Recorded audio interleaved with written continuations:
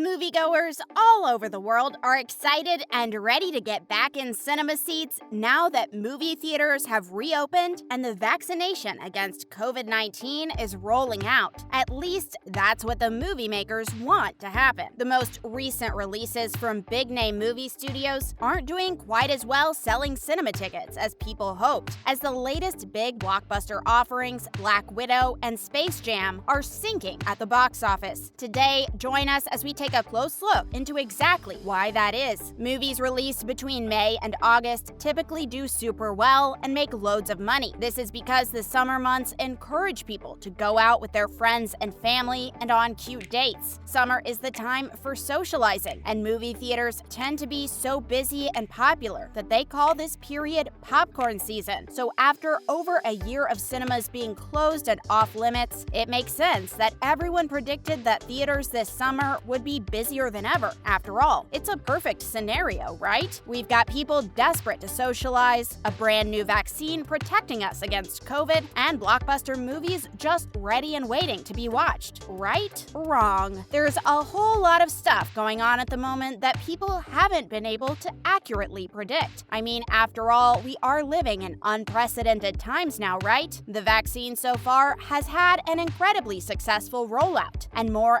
people are getting protected every day. But the new Delta variant is making people more hesitant to go out and socialize as it begins to spread, and people who are super health conscious in general might want to wait a bit longer until things are more normal before taking any risks. Not to mention, there's a bunch of crazy conspiracy theories related to COVID-19 and the vaccination, which are scaring people and making people afraid to take the vaccine, the very thing that can make it safe for us to go out again. Combine this with the constantly changing rules about where we can go and how many people, and it's no wonder the ticket sales are suffering. People at the moment just aren't sure what they're supposed to do, and it's painted a picture of trouble for the first big blockbusters to come out of the pandemic. The ticket sales for the first weekends of release for both movies were solid, with both performing well despite the circumstances. But it has been reported that the revenues in the second weekend has dropped by more than anticipated, by a whopping 70%. There's no doubt that fear and trepidation as we return to normal life are huge contributors to this statistic, but there might be other forces at play here too. For example, to combat the low cinema numbers predicted, Disney decided to stream the Marvel legend Black Widow on Disney+,